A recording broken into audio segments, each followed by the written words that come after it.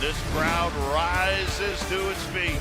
Carl slammed it home. Garland left wing, free ball. Perfect! Garland went to the lane, locked up. Mobley, pow! And Allen blocked the shot at the rim. Pow! With the left hand and a foul. Hello and welcome to the Chase Down Podcast. Our boy Justin Rowan still in Morocco, in the Saharan desert, wherever the heck he may be. I'm back from Seattle, and so too are the Cleveland Cavaliers, who have started preseason. 2 L's, but it doesn't matter. It's preseason. The Chase Down Podcast is presented by Fubo, the official streaming partner of the Cavs. Watch over 350 channels of live sports and TV, including Bally Sports Ohio, without cable. There is no cost. There is no commitment. Try for free at FuboTV.com/Cavs. Justin may have abandoned me, as he is wont to do, but that doesn't mean I'm alone, guys. You know that, and thank goodness for that, because I have my dear friend Jeff Nomina with me. How you doing, Nom? I am doing amazing. I'm always happy when Cavaliers basketball is back, and coming off a Guardians win as well. It's a twofer. Yeah, I mean, I feel like we have to at least give a little airtime to the Gardos to start things off. I mean, talk about I love the Cavs. Don't get me wrong, but that fourth quarter, I put that one on tape delay so I could watch the end of Game 4 in Detroit. Yeah, Class A coming out. I feel like him blowing that last game shook my core belief system. Yeah. I didn't understand that was a thing. I didn't know what my life meant after that, and so see him come out it made me feel a lot better. Yeah, I'm the definition of a fair weather baseball fan. I watch 5-6 games a year until the playoffs, but man, there is nothing like playoff baseball. The tension is just so specific to the sport, because the whole sport is just this spring being more and more tightly wound, and you're just kind of waiting for it to snap. Like, what's going to be the cause? Is it going to snap onto us? Is it going to snap onto them? What's happening? And man, talk about a gutsy call on the squeeze in the 8th. It ended up being a game-winning run. I think I had 4 different plays where I screamed, and my kids didn't know if it was a happy scream or a bad scream. They had to look at me is he smiling? Kind of thing. Is Dad cool? So that was definitely a happy. Yeah. Okay. Yeah, shout out to Jim Thornton in the YouTube chat. He says it's his birthday and he was at the game tonight. So big shouts. I don't know if it was the baseball game or the basketball game, but either way, super duper fun. Baseball just makes me feel like I'm a little kid again when I'm watching it. I don't know. It's got that sport more specifically just brings me back to 8 years old pretending to hit home runs, playing pretend in my backyard. Every single stick or whatever we found was the baseball bat, right? Everything. You could turn anything into that. Yeah. So fun baseball, fun basketball. And I think that's, we can go ahead and kick it off with preseason discussion. Obviously, tonight lost a little bit of wind in the sails. Was a little easier to turn on the baseball game after it was announced that 4 of the 5 starters plus Karis LeVert would be sitting. So I feel like we probably shouldn't. I mean, obviously, tonight's game against the Pacers, most recent. We should probably talk about Game 1 against the Bulls, and we got to talk about Evan Mobley, who was nuts, was bananas, and looked like kind of the prince that was promised. Am I right?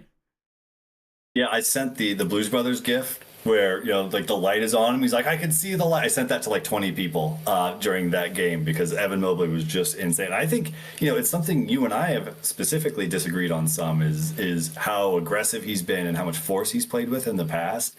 And there was no question last night. He was going at it. He was going to get to the rim. He was going to finish over, around, through guys, whatever he could do. That's what I've been wanting to see from that dude. It was every bit of it was very exciting. I've been waiting for Evans. I've been talking a lot about how he needs to just develop functional grown man strength the last couple years, and how I never thought his road to dominance was to get huge, big, bulky. They just don't do that to guys that are shaped like Evan Mobley anymore. That's not really how they're trained anymore. But I've talked a lot about how Anthony Davis just got normal grown man strong, and when you're normal grown man strong with that frame, and with that length, it just becomes a real freaking problem for teams, and I don't know if Evan's ever going to play as strong as AD does when he's at his best, but I felt like that game against the Bulls was the first time where I saw the bumps from the defense not knocking him off the spot, not making him recollect and gain his composure, regain his footing. He was just kind of finishing through the Bulls defenders. Now, the Bulls bigs are not the best defenders, certainly not Vucevic, but like Pat Williams is like a big, strong, he's a 3/4, but like he's got the kind of frame that I feel like ordinarily Evan would have a hard time with. He's got a low center of gravity. He's bulky. He's strong. He's physical. And Evan just kind of went straight into him. I felt like that physicality was the number one jump out for me. Was there anything else that jumped out with you about Evan's game? I think the finishing, using his length to get kind of reach around guys, like he had that lefty dunk. He had a couple others where he was kind of reaching around and getting to the rim, whereas before, to your point, I think he'd kind of settle for like little floater jumper kind of things. But he was trying to get all the way to the rim and kind of reaching around guys. He's got that insane length. And sometimes if he can get close enough, he can just reach right around a guy and get it in. And I thought that was kind of the path. To your point, I don't think he's going to be as powerful as AD maybe, like going through guys, but he can get close enough to go around them in that regard. And I think that translates fairly well. I think that's something he can always go to. He just can't get knocked backwards. Like, it's like the bar is actually kind of low. Like, he can't be going the wrong direction that he wants to go. And if he's going in the direction he wants to go, things are going to be pretty good. I know it's like a very reductionist way to frame it, but like for someone like Evan, who has all these physical gifts in terms of length, coordination, etc., it's like all the physicality blockers have really stopped him from using that at times. Like when he's gone up against a certain archetype of defender, I feel like he's actually looked kind of clumsy with the ball in his hands because of that. I think the other reason he's looked clumsy at his worst is because his handle hasn't been tight enough. And like, I thought his off the bounce game was also really, really good. Looked not like he wasn't doing crazy moves, but like felt like he was just a little tighter with the dribble. And like, again, just a little goes a long way with Evan Mobley. Mm-hmm. I didn't know this is something that somebody can improve this much in the short, but like he looked more agile, like less stiff and like just really like playing agile. And I thought when he had the ball, he was kind of putting together like combo moves, like in a video game. Like it's not like back a guy down real slow. Like we all kind of see where it's going. It was like flying out of there, putting 2 or 3 things together and getting to the rim before anyone could get too set. And I think that's kind of the trick too. Like he's always going to be a little slight in his frame, but if he goes quick and gets to those spots first, it doesn't matter as much. And I thought he really, pieced some things together, looked more agile. Yeah, I agree. Like handles a little bit better. Like I kind of said about him, he like nothing's off the table offensively for him, which almost makes it weird. He doesn't have like one skill where you're like, all right, this is the one thing you can kind of lean on. And so his development is kind of weird in that sense because everything's developing and it all kind of, it felt like it all was sort of clicking in that first game where he looked stronger, he looked more agile, he looked like his handle was a little bit better, he was getting to and through guys better. Like it just all kind of looked like it was, one step up. Yeah, and it was interesting. I listened to Kenny Atkinson's media availability at practice from yesterday, and I want to say that's when he talked about it. He mentioned that the 2 big lineup had like a 150 offensive rating or something like that, some crazy number. And like it was one notable to me that he kind of called that out of like that's what we're really looking for. Like we have to juice the offense of those 2 big lineups, and we think we can do it. I thought that was a really interesting thing. In general, this is going to be a little bit of an aside. I highly recommend everyone start watching Kenny's media availabilities because I think he's like, I think obviously every coach has their own style, their own kind of demeanor in terms of what they want to share, what they don't want to share. I feel like Kenny has been very notably more transparent about the things he wants to see, how he wants to see them done. The tone is very like, let me tell you what we're working on, like it'll be interesting to see if that holds on through the year, especially if they're, they hit a cold stretch and, maybe he doesn't, maybe we'll want him to be less open because we're all frustrated. But like, I don't know. I have found that I'm learning a lot about the kind of team Kenny wants to coach from those availabilities thus far. Yeah, and it was cool. You got to sit down with them and experience some of that. That was especially firsthand, cool. Which is very cool too. But it is fun to see that, and it's fun to kind of go on that journey with him, because then you know what to look for, what he's expecting out of guys. I think it's been interesting too that he's hit on so many things that we have all kind of been asking for, wanting out of the team. It's like, all right, he's hitting all the exact things we're saying. I like that the low hanging fruit that we all are kind of asking for is all things that he's touched on at different points. Yeah, and I think that's where I want to go next in terms of like the main point that I talked about with him one-on-one and asked him how they were going to do it, and he's talked about ad nauseum so far this offseason, which is pace.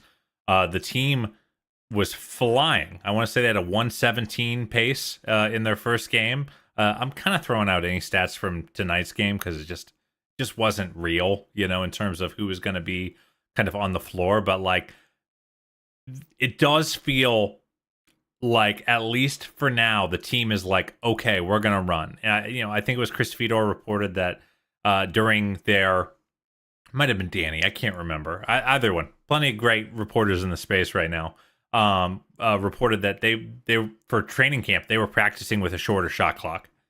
And like, it was kind of hearing that, pairing that with Kenny's answer to me from our one-on-one about the how you actually do it. It does feel like the team is mechanically baking in that pace is a thing that they have to do and are expected to do, not just a goal that's kind of off in the ether. Yeah, they're definitely trying all of the kind of stuff that he's been hitting on, right? Like, they're getting up the threes, they're moving faster. There's a lot more just cutting and running through on plays and stuff. So it's good to see them all bought in immediately, right? That they're all wanting to do this and going with it. I think the pace is obviously the most notable one, but it's exciting because we have kind of the guys to do that, and that, playing to your strengths, it sounds obvious, but playing to your strengths on just in that regard was something we were all screaming out, a lot recently. And there's no one person to blame, but like the guys just rolling the ball up every time and kind of like getting it all set up. Like, it's fun to see them take on a defense that's a little bit jumbled up and trying to figure it out. Yeah, I mean, Steve Jones, friend of the pod and one of the best knowers of ball, mentioned like, hey, Darius Garland took a step back three with 18 seconds left on the clock, on the shot clock, and I don't care because it meant they were already across the half court line in their offense when at the 18-second mark in the shot clock. Like, it does feel like the pace kind of suits them. It's weird. Like, I think it's funny because depending on like your kind of belief system, you could argue that it's a team built to play slow or a team built to play fast, because like if you're like, hey, they're a defensive team, they got these two bigs that they've got to get up and down the court. Okay, yeah, maybe playing slow is kind of in their best interest, especially as a defensive identity team. But like, I think kind of what Kenny would argue, if I could put some words in his mouth, is that their half-court offense, if they're going to play two non-shooters and two mostly non-dribblers at the 4 and the 5, they have to generate advantages early so they can press those advantages over a 24-second shot clock, or to press them as soon as one appears, because they're not always going to be, they can't just spam a Luka spread pick and roll. Like, they have to really work for their stuff. So like Evan taking the ball and running, it just kind of gives them, one, you get into weird cross matches. You get slow-footed. Like, it puts a lot of pressure on the other team's bigs, especially if it's a guy like Nick Vucevic, or you're playing Philly, a guy like Joel Embiid, a guy who does not want to sprint down the floor. Like, it kind of, I feel like it's one of the ways that if he really wants this offense to grow and to get better, it does feel like that's probably the best way to do it, is just to press that advantage early, right?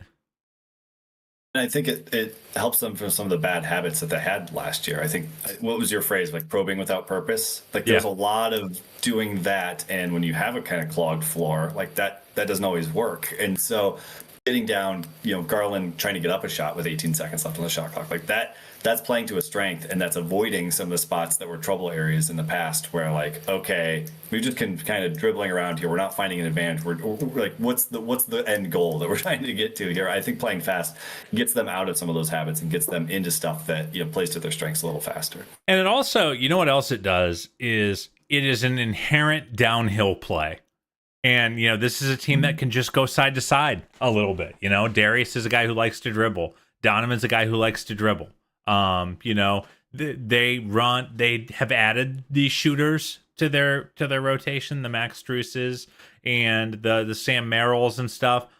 And, a lot of that is like these kind of pin downs on the wings where they're coming up from baseline up to the right wing when the ball's on the left wing. Like, it's that still, unless you gain an advantage, like if they're playing it right, sometimes that's still side to side. So like just the idea of whoever has the ball is going to get into the paint immediately to start the possession. It's just, it inherently, I think, kind of supercharges an offense that can tend to go side to side. So I was really happy with the pace. You could tell they kind of gassed a little in the second half when they walked out. Like they certainly were not playing with the same verve, I would say, as they were in the first half. Obviously, they didn't shoot the ball well in either game, but I'm not terribly worried about that. I guess my question to you is, do you think there's a tipping point? Like, because in that first game, they played what would be the fastest pace in the league. I think it would have led the league in pace last year. Would you be cool with that? Or are you kind of like, or do you think there's a tipping point where you go, we're going to be out of control, we're going to gas ourselves, and we don't want to do that? Like, what are your thoughts there? I think they'll probably dial it back a little bit, and I'm okay with that. You want to blend it. You want to play faster, but you don't want to just. I don't think we're the Pacers. I don't think we're designed solely to run the whole game and do that. I think it's nice. It speeds us up. Like I said, consider some of your worst habits, but I don't think we need to be the fastest team in the league. We need to be faster than we were and up there, but I don't think it needs to be that level. Are you where are you at on that? Well, I think it's interesting, and I think I think you're right that it probably will slow down a little bbit and won't be that fast in practice. Almost just based on just knowing these guys, at least as well as we do know them. It would be a pretty unprecedented jump from 24-25 to 1. So I do think it's probably going to slow down almost no matter what. With that said, should they? I'll say this: if you're going to run 10 or 11 guys, it gets a lot more palatable. I think it's a lot easier. I don't think last year's team with JB at the helm was really equipped to play much faster than they were. They weren't playing crazy no one was playing like 42 minutes. It's not like Tibbs was coaching the team, but the shifts were longer. You have how many times do we see Karras play the final 6 minutes of the first quarter and the first 6 minutes of the second quarter? 12 minutes in a row of going dead sprint. You're just not, almost nobody's going to be able to do that and do their job on the other end of the floor. So I think if you're going to do shorter bursts, like Kenny kind of seems like he wants to do, I think it just gets a little bit easier, right? It gets easier to say we're going to be a top 7 pace team or a top 5 pace team. I mean, where would you like to see them land in terms of their pace for this year? I think that 5 to 10 range, or even 7 to 12's getting a little low, but that 5 to 10 range, I think would be perfectly fine. Yeah, top 10 is really all I would like to see, just because it would be a meaningfully different thing. And in the end, there's just only so many changes you can make if you're still running slow. You're still going to be, because Justin, I know, is there's a bunch of conversations about them running split cuts this year. It's they ran split cuts last year, 2 years ago.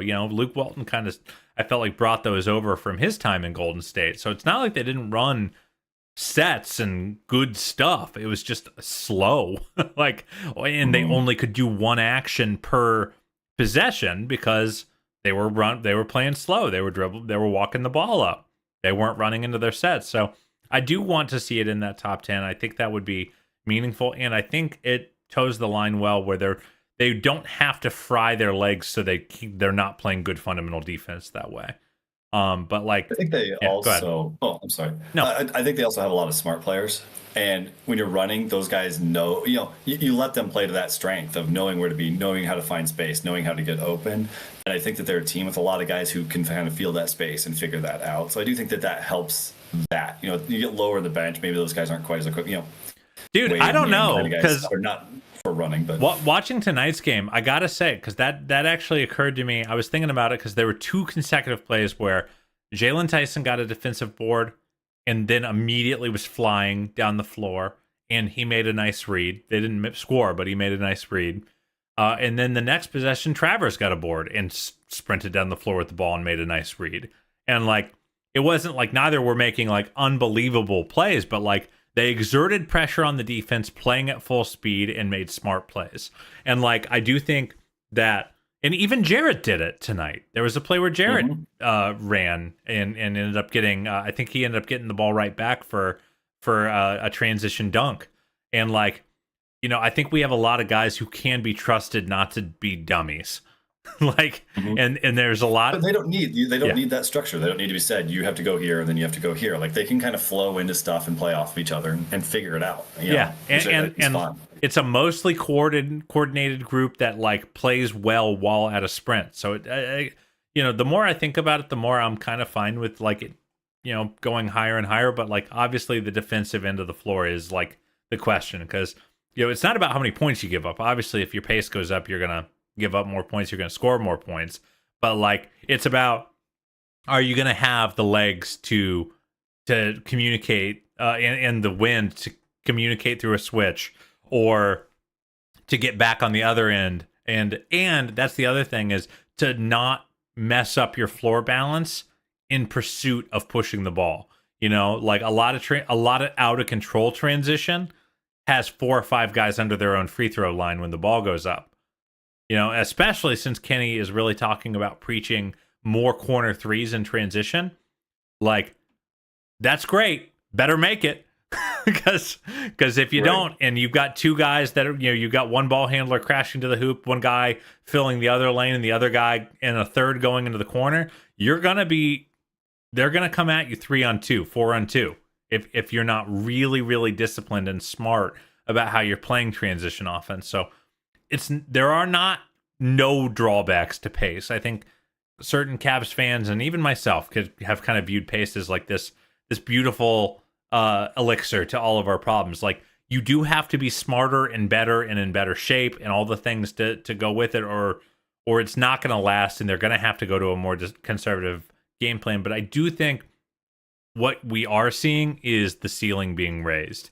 Like you're seeing, like, when they're playing like that, the offense feels different and better and scarier to the opposing team than it does even when they execute really, really well in the half court. So, and that's why I lean towards that ceiling raise. And another ceiling raiser you might find is Zoom. Only you can do your best work. Zoom AI Companion can help you do the rest, like automatically taking notes, answering meeting questions, and helping you respond to your coworker. Available at no additional cost with eligible paid plans. Work happy with Zoom AI Companion. Talk about a ceiling raiser, Nom. I do want to talk through the rotation. That's one thing I didn't throw into the rundown, but I definitely think we need to throw into the rundown, because we know nothing. Like, it's not pleasant to say, but Kenny went with hockey style line changes in the first preseason game, which surprised me. And then obviously the starters didn't really play in the second one. So what do you make of that? Do you think it's just why do you think he did it? And like, what have you gleaned from the rotation from an imperfect data set? Yeah, I thought it was weird. I mean, I'm guessing he's not going to. I think he made a comment that there are going to be times that neither Darius or Mitchell will be on the floor. Did he not? If I'm remembering I missed correctly, that if he said it. That doesn't mean he didn't say it, but I missed it if he said it. But yeah, I definitely found that interesting. I would not expect it to be something that they do a lot going into the season, but it was definitely very interesting. It made it almost harder to get a read on some of the bench guys because you're assuming they're normally going to be out there with some of the starters rather than an entire bench unit. You know, that puts a Ty Jerome or a Craig Porter Jr. in like a pretty tough spot when it's a full bench unit out there. It's a little bit harder to understand what to expect from those guys when they're not sitting with there. So no, I would not expect that going into the season. But I thought there was some I other think he just, if I can again put words in Kenny's mouth, not actually knowing what the heck he was doing or why he was doing it. I think he was just like, hey, I want the starters to play together and play the style I want them to play together and get reps playing the sets I want them to run when we're playing games. And I don't actually, and like, and maybe that's some wishful thinking as a guy who kind of hammered that starter's net rating more than most last year and kind of wanted to go from decent to great. And like, they certainly did that, you know, like in that first half, you know. So like, do you think that might have been it? Just as like, hey, I just want you guys to literally play together more. Yeah, like all resources are put towards getting the starting lineup to work and everything else can happen from there. I think that makes sense. Yeah. Yeah, I do think there was some stuff to glean. But again, imperfect data set, and we're only 2 games in, and one of the games didn't have any of the starters, so except for Jarrett. Shouts to Jarrett. But I do think a couple things that were interesting to me. Thing one,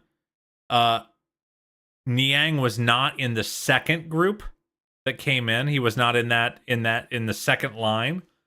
Now, if you're thinking that he's not in the rotation because of that, I don't think I agree with that, just because I don't think Tristan is going to be in the rotation. So, right. But like, do you think that there's a world in which Niang is netting out as the 10th man here, and you know, someone like Wade might end up ahead of him? Like, related to that, when Max went down, I think they first brought Merrill in and then started the second half with Wade there. I thought that was, and I know that they mentioned they never practiced with him, you know, in that spot with the starters, but I still thought that was probably somewhat of a sign of the about noteworthy. Yeah.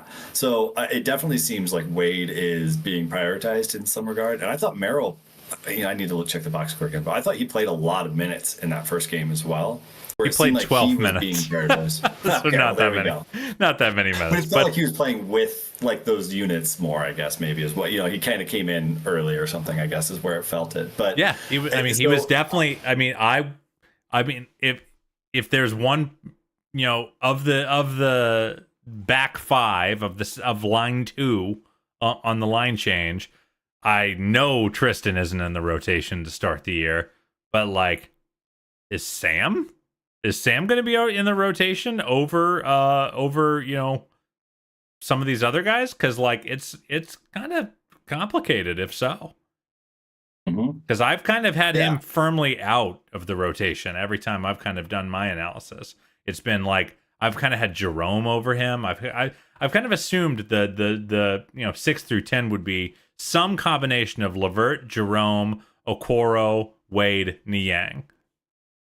And like I said, he came in like right when Max went down. Like, he was kind of the first sub in. So I clearly had the box score wrong on that, but I got the vibe that he was kind of in the group of like, you're the next ones I need to get eyes on here. And this is where it gets so hard, because it's like, he might have just been like, Max runs off ball stuff, I want to keep practicing that, Sam go in. You know, we just don't know. But like, I do think I found that to be interesting.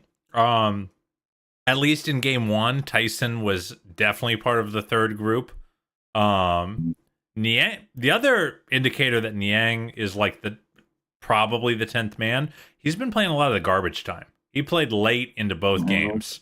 And like, obviously that might not mean anything, but like, Wade has kind of played mostly with rotation players and expected rotation players. Niang's logged minutes with 2 ways. So I do think there's a chance Wade locks up that spot. And frankly, I didn't expect it. I kind of thought Niang would walk into that spot and would only lose it if he lost it. You know what I mean? Like, if he was playing poorly. You know, so that I think is probably the most interesting kind of rotational bugaboo. But like, I think the Jerome Merrill thing might be just as interesting. Yeah, and I feel like Jerome's games have been kind of all like there's a lot of up and down throughout them, where it's kind of hard to figure out where what to expect from him. We talked briefly, but like he looks for shot a little bit more than I was expecting, and he's being thrown out with these bench lineups that make it hard to know what he would look like next to some of the starters and next to like a normal rotation. Yeah, he's eating a lot of usage, he had like 7 assists today. The 3-pointer just hasn't been there for him, which is like making it really hard to evaluate because like, you're hearing things like Kobe Altman calling him the MVP of the September runs and like that, it feels like he's been just getting a lot of good buzz and then the shot hasn't gone in, but if the shot goes in, then we're probably going like, oh, Jerome is playing all the backup 1 minutes and he might even, edge out some of Okoro's minutes or some of Karas's minutes. But instead he hasn't hit any threes, and it does leave me like a little lost in the sauce on like what are they gonna do? Because like it's just weird, man. I feel like our bench is hard for me to track because I just feel like we have a lot of guys who on most nights are like B minuses. And it's like, what do you do with those guys? Because like they can vacillate down all the way to like a C minus, but like every now and again they'll go up to a B plus. And it's like I just don't really know what to count on. And I feel like Max is probably the only role player that I'm like I know exactly what I'm getting from you every night. Mm-hmm. Mm-hmm. And like that, I think. Part of me wonders if the rotation just locks down maybe it doesn't lock down. Maybe it just stays fluid until Kenny goes, okay, you've been good 8 out of 10 nights. You're the guy now. Well, and your point on kind of being an average of B minus, like running 10 guys, that gets a little scary when you have to trot out 4 or 5 of those kind of guys on most nights, right? Because if you stack a couple of them not having it, life gets a little bit more difficult. So I'm hoping he's pretty flexible with that and can ride the hot hand some. I'm assuming. I do think they have like 12, 13 B minuses, which is crazy. Like yes, they have a lot of dudes who can give it, who can bring it on a given night. Even a guy like CPJ who, I had a brutal game against the Bulls, but much better against the Pacers. Like even a guy like that, I would say at the very, very end of their rotation can help win you a game. So they do have that depth. Before we move too much further into the depth pieces, though, only other person I really wanted to talk about in the starting lineup was Darius. What'd you think of DG? It just feels like a big year for him, and like a big acknowledgement that it's a big year from the entire organization. Lily's looking for a shot. I still think that's kind of what unlocks everything else. He's almost been playing the opposite of that, the last year or so, where he was trying to do everything else and then kind of coming back to it. So I love that he was really looking for that, like getting up the shots, trying to use that to open up the rest of the game. I feel like he had a little bit of the bounce against the Bulls, like that kind of like rabbit like trot thing he does when he's kind of excited and having fun out there. Like I feel like we saw some of that for good reasons was not there last year, but that was really good to see, just like the joy coming back.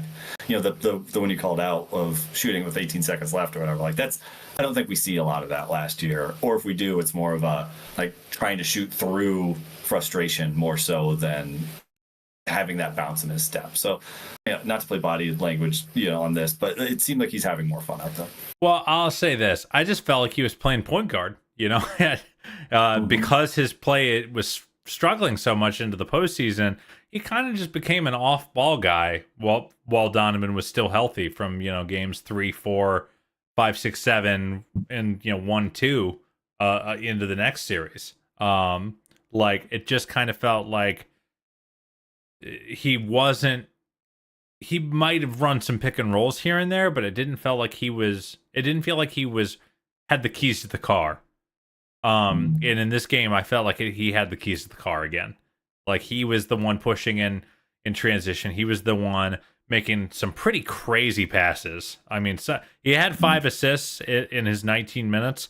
Like 4 of the 5 were filthy, like manipulation of the defense kind of passes.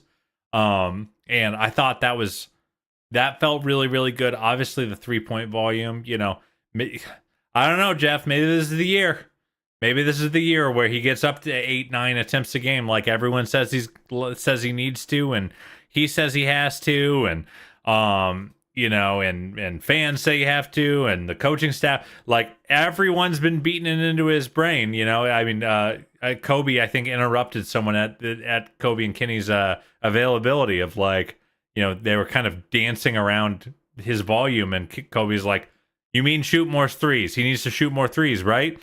And Kenny's talking about the stats. He's showing Darius that he needs to shoot more threes. So it does speak to something that I know Justin feels really strongly about, which is that just because things change doesn't always mean that those things weren't being said. So if Darius comes out and shoots 9-10 threes a game this year, it isn't because JB's staff wasn't telling him to. It's like sometimes it's just the right messenger gets into your ear and it clicks in a way that just works. And we don't know why. And boy, do I hope it happens this year, because I still think he's just never going to be an elite rim player. He had that one transition floater attempt that on a 2-on-1 that missed, and it's like that felt like last year Darius.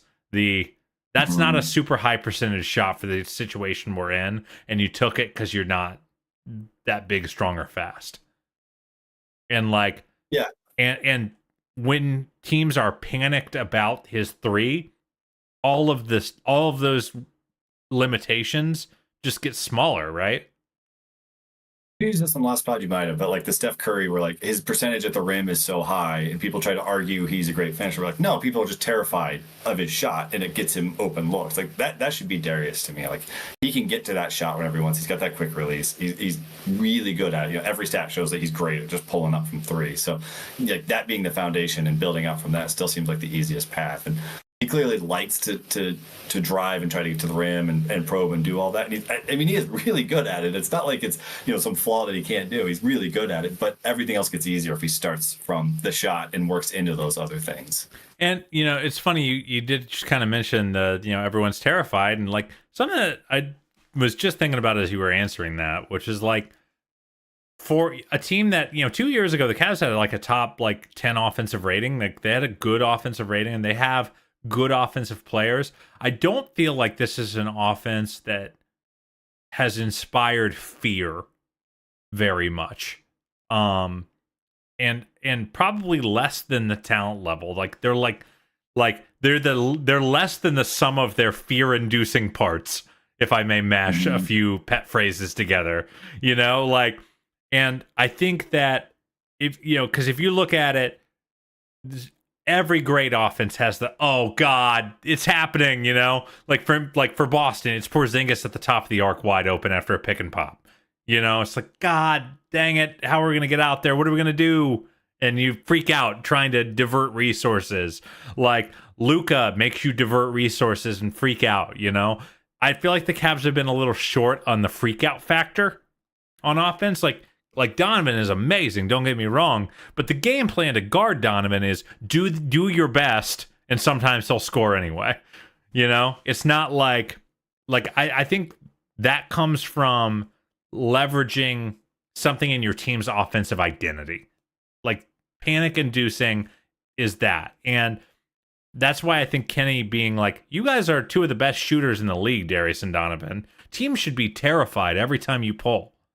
I think maybe that's the offensive identity that unsticks everything. It's the speed of the bigs down the floor, and then while you're figuring yourself out, the guards are bombing and taking 17, 18 threes a game between the two of them. Doesn't that feel like their best road to being a fear-inducing offense?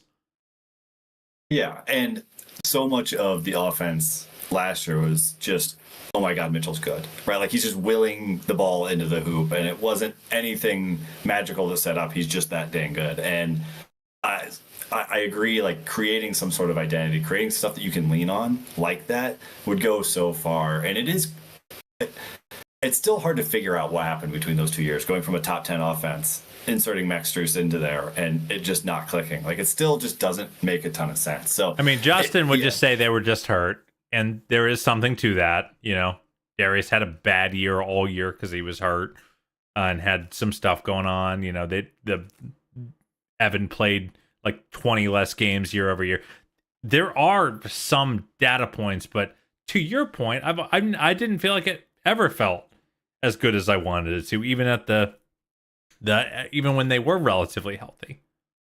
How many Cavalanches? Yeah, I feel like the whole Cavalanche thing came along 2 years ago or 2.5, whatever it was. And like last year, there wasn't a whole lot of Cavalanches. No. Like it was more kind of grinding it, willing it out, and not just going on these insane runs. I honestly think it might be like, talk about a reductionist way to look at it, but like it might just be that. Like, how many Cavalanches did we have, and how many are we going to have this year? We need to create like a specific Cavalanche stat. Like, do we have to quantify what a Cavalanche is? I mean, we literally had people earnestly on Twitter being like, "We had Cavalanches when Jetty was here," like as though he was the secret ingredient to Cavalanches. But like, yeah, I do think that was a stretch where teams were like, I think those moments, like that Kings game as an example, that Pacers game as an example, those were the moments where they felt most overwhelming. Like, what are we supposed to do? And seeing teams panic, over divert resources somewhere else because they're like, oh, we just got to anything to staunch the bleeding, and except it makes the bleeding worse. Like, that's what great offenses do, is they scare you, and then while you're scared, beat you up for it. Like great offenses are bullies, and not in the traditional sense. They're psychological terrors. And like, I do think that is something that this offense should have the ceiling to get to, because the talent level is high enough. And to your earlier point, like the path to that, I mean, the obvious path to that is Donovan and Darius just bombing away and just making defenses so offset that they have to react to that and open everything else up.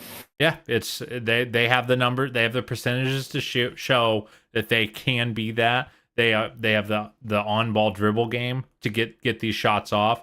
They've got and that goes back to why having the bigs push and having Max Strus push, having these guys get defenses off center so they can just catch and shoot a little bit more year over year, just feels really, really important. So Darius in a lot of ways is, I think, kind of, and maybe perpetually will be, the bellwether for this Cavs offense of this era. I'll always feel if Darius is playing well and contributing to the offense, I tend to like how it looks, and if he's not, I tend to not. Or in terms of its like ceiling. So I think it'll just be yet another year of that. Another ceiling discussion is the Cavaliers rookie Jalen Tyson, who has been okay. He had 8 points in the first game. He had 11 tonight, 2 of 6 in the first game, but got to the line 4 times. Went 5 of 7, 1 of 1 from 3 in the second game. What have you thought? What have been your impressions of seeing Jalen Tyson against NBA adults for the first time? First, I think you're underselling him. He entered the starting lineup in his second preseason game. Oh, wow. I mean, what a world. No, I think he's looked, to your point, he hasn't jumped off the screen or anything, but I think he's filling a lot of little spots where, like, it's very easy to see where he could be useful. Like, he's making some really good passes. He's got a little bit of a handle. He hit his 3 tonight. He's flying in on the boards. Like, it's very obvious to see what his role could be on this team. And I don't know that I would say he's ready for it right off the bat. I don't think we're there, but it's pretty clear that there's a path to him becoming a very important part of this rotation to me. I think so. I've been kind of willing Tyson to earn his way onto the rotation earlier than he's supposed to. That's what I've been really hoping to see, and some of the stuff coming out of training camp made you wonder. I don't think he's played like that well. I think he's played well relative to draft position, relative to circumstance, etc. I do think I tweeted this, but I thought playing against the Bulls, a guy like Taylor Horton Tucker is kind of a great preseason welcome to the NBA matchup for a guy like Jalen Tyson, where it's like, all right, he's about as tall as you, his arms are longer than yours, and he is a thick boy. And you're not going to be stronger than him. You're not gonna, you're not gonna just shoot over him. Like it was a kind of a cool matchup for him because he had to figure out what he was gonna do, and you saw some bumps. He hasn't finished crazy well in preseason thus far, over contact. And the difference between summer league point of attack and rim defense and preseason point of attack and rim defense is just different. It's just better. And I have noticed that, some easy layups have become hard floaters so far. He's made a couple, he's missed a couple. I definitely think I think my hope for him, I'm backing off that hope of him just coming in and claiming a rotation spot. I think I'm just moving back into, let's see how he does, how he's looking at midseason. Let's see, a couple guys are out. Okay, he's going to play 20 minutes tonight. How's that going to look?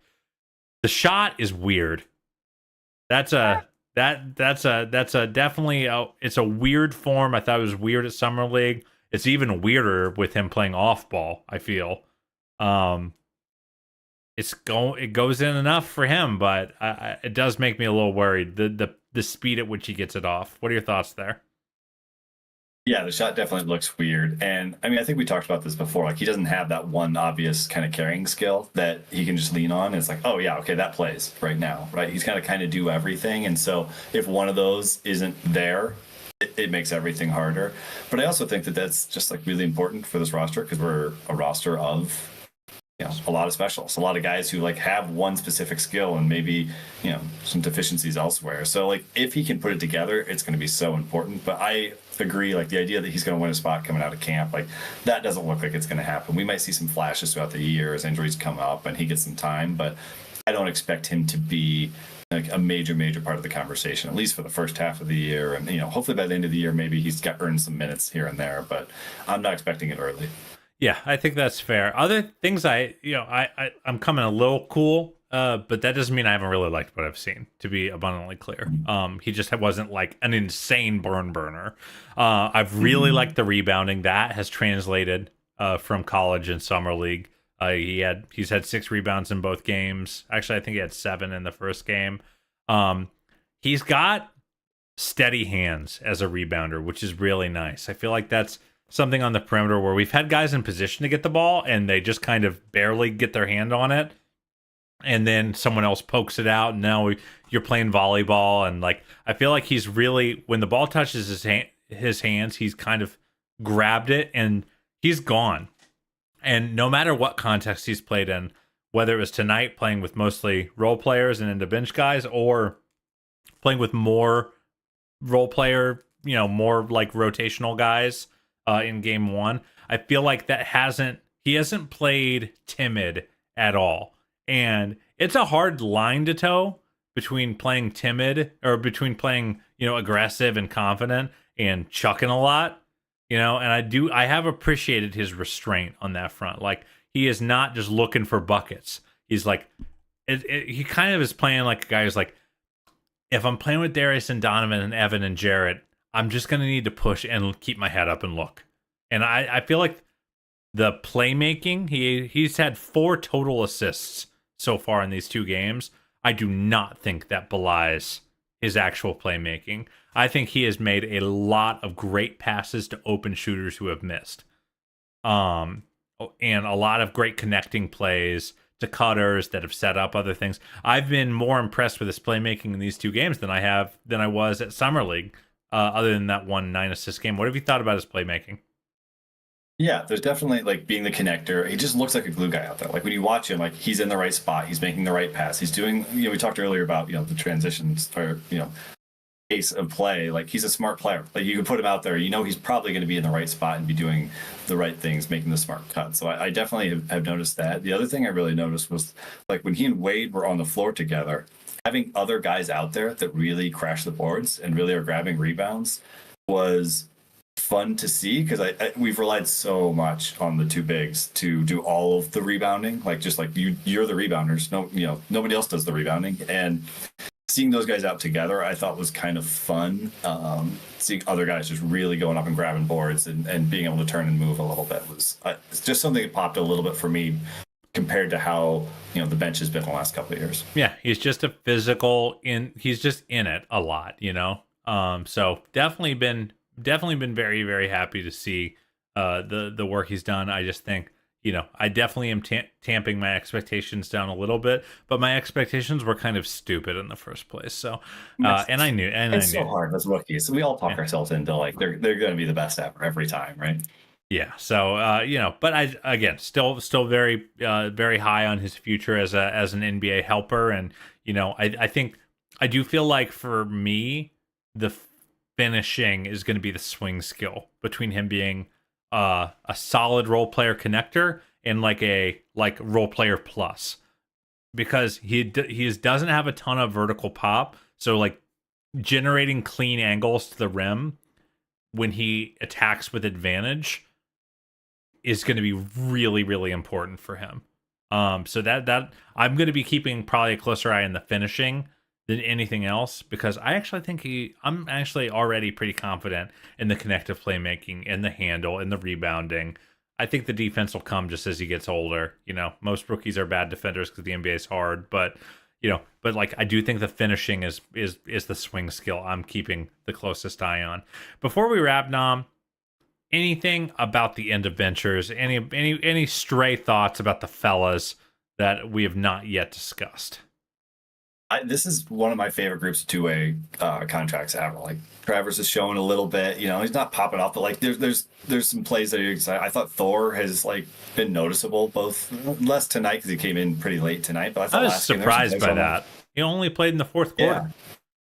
Yeah, Bernard's gotten in, early both games. It seemed like I was a little bit surprised tonight over Thor. Obviously they're just trying to see all kinds of different stuff, but I thought Thor was like very clearly a guy. I'm like, what, if we got pressed and that guy had to play, like he could do some stuff like that. That's not terrible. And so I've been kind of excited about the two-way guys personally. I also we haven't talked about much, but I thought Okoro was looking just like a little bit more aggressive out there, like grabbing the ball, going, trying to get to the rim, trying to do stuff himself. Like he's a guy who could use 10% more, like just trying to do stuff on the offensive end. I thought we saw some of that. So no, he's not like end of bench guy, but I thought we just saw him trying stuff a little bit more. Yeah, he was being used as a screener a little bit tonight, which was interesting. I thought he had a bad first game. He just didn't make a shot. That's hard when you don't make any shots, and he got ripped a couple times trying to create. I thought he was much better tonight, and the box score shows it as well. I think Thor definitely looks like a fringe rotational NBA player, which is cool. And I think it's also important to note they're playing him out of position. He's playing a lot of 5 right now because they don't want to play Tristan 30 minutes a game in the preseason. And they don't have a third center on the roster right now. And they certainly aren't going to play Evan or Jarrett extended, protracted minutes. So I think I think anyone, the rebounding has been a little substandard, but I just would note anyone mentioning that, like, he's not really supposed to be there. He's supposed to be a free safety. And I think the length has really popped. I think he's had really good timing. He's extended a lot of plays, just batting balls out. Hit a 3 or 2 in the first game. I think he's played with some good force on both his buckets in this one. I think of the two ways, I think he is someone who you could very easily just be like, Dean Wade's out. JT, can you just go do Dean Wade things, please? Like, and he'll get 80% of the way there.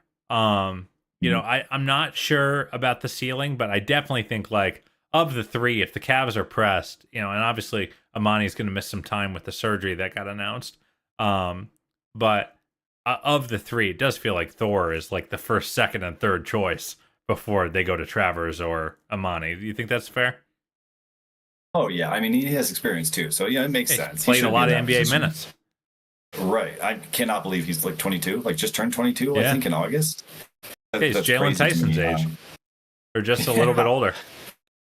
But yeah, I thought he like if he was an end of the not rotation but end of like the roster guy, not even a two-way, I would feel pretty good about it. Like having him on a two-way I think is a real luxury, and he can fill a couple different spots, and it's kind of a guy that we don't have a lot of, like a big rangy athletic guy. Like that's not somebody that we have a lot of on the roster, so I think that's really exciting. Yeah, for sure. So I definitely have liked him. I think Travers has done some Traversy things, which is fun. A few nice finishes. I think he's a better finisher than it first looks. Even when he doesn't have a perfect angle, he's just got long arms, and is a pretty good athlete, so he can get up there and just generate a better angle than he probably deserves. Even his first bucket, he kind of just got a deep seal and basically got a post up shot. I think he's been pretty good there. I think he's been pretty good pushing the floor. Gotten his usual deflections. The three-pointer, man, I'll tell you what, every time I watch basketball go up a level in competition, I forget how good basketball players are, because the three-point shot that looks okay in Summer League looks bad in preseason. And one that looks bad in preseason will look horrible in a regular season game. And it's and it's not even just the form. I'm just saying it's slow. It comes, he's like, it's like he's loading a musket, yeah. And that's not just him. That's a lot of guys with like shakier jumpers, and like comparing, like just as a kind of an example to kind of prove the point, a guy like Okoro, who I still don't think is a very good 3-point shooter, even though the percentages are there. The difference between Okoro when he's open in the corner and Travers when he's open in the corner, it's like a night and day. It's like they're playing two different sports, So it's like you just kind of forget how many levels there are to this thing. And he's a guy that'll be, it'll be interesting what he looks like in a year, right? Yeah. Like he's a guy, like, let's get him in this system and get him some real. I almost think his finishing has looked better here. Summer League, he was nursing an injury, right? Was it a hamstring or something? Like, I feel like the finishing has looked a little smoother or a little stronger in preseason. Kind of the reverse of what you're saying about the 3-point shot with his finishing. It's I agree more with under that. Control. Summer League was just sort of like, oh man, like he probably just didn't have any lift coming off that injury. So that's been encouraging, I think. Yeah, so I've been happy with Luke. Only other thing I would note of the bench mob is Craig Porter Jr. definitely is not earning backup guard minutes. Like I just think I think there were some folks that were hoping coming off of this that and Jerome unfairly is getting bad press. He just got hurt all year, and everyone's like, oh well, why are they even talking about Ty Jerome? Let's give Craig Porter the minutes. And it's like, well, one of these guys is 6'5" with a reputation as someone who can shoot, and one of them is 6'0". And like I at no point expected Craig Porter Jr. to be in the rotation, and I think he has some work to do because the scout is definitely out on him. And he is I feel like he in that game against the Bulls in a preseason game, he was driving into more trees and trying no shot finishes than he did against Philadelphia when he won us a game in the regular season. Feels like the adjustment's been made, and now it's kind of on him to like make the counter adjustment. And I think we all kind of wondered about the Ty Jerome CPJ thing coming in, but it's also just his fit with this roster is not ideal either. He's kind of like a rim pressure guy on a team that needs more kind of spacing and shooting and things like that. So like Ty Jerome's like skill set is basically perfect to play next to either of our guards, the starting guards. And CPJ just the fit is clunkier. There might be other teams where that's exactly what they need. They need guys to kind of just create some chaos and press. And I just don't know that the Cavs are that team. So like that hurts him a little bit too, where the things he's good at aren't necessarily what the Cavs need. Yeah, I did think he really bounced back really well against Indiana, where he was under much better control. No turnovers, 4 assists, took 3 threes, made 2 of them. Was going to the mid-range game where it's weird. I almost think he needs the mid-range game to set up the rim game. Like, because I don't know if he's going to be guarded from 3 for a while. Like, you really need to earn that reputation when you have a reputation as a non-shooter. But, like, by all metrics, he was, like, one of the best rookies in the league for mid-range last year. And I feel like when he gets the in-between game going, one, it always looks beautiful. It's I think it's the most aesthetically pleasing part of his game. Is that 14-foot step back, but I do think his change of direction is maybe the best on the team in terms of stopping and starting. He's just got this crazy zip. I mean, Donovan would probably take issue with that statement, but I think he's actually right up there as a top level change of direction athlete, and his diminutive size kind of serves him in that space where if you do step up on him, he can just zip around you and finish above the rim, even with only 4 or 5 steps of runway. So I like to see him letting the mid-range game set up everything else and using his ability as a cutter as opposed to kind of these, all right, I'm running pick and roll against drop coverage and I'm playing with Tristan, who isn't much of a roll threat. I'm just going to try to finish a layup. Like, it's just that I don't feel like is a road to success. I thought he answered the bell really well tonight.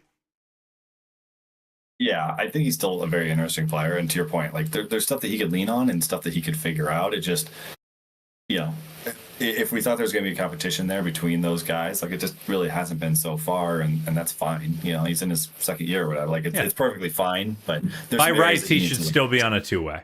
If he hadn't earned, if he hadn't played so well and earned his way onto the main roster. Right. So ultimately, I think it's been a very fun 2 games. Not much to be worried about. Which is great. Obviously, you can only take so much from the preseason, but like you definitely don't want to leave it going.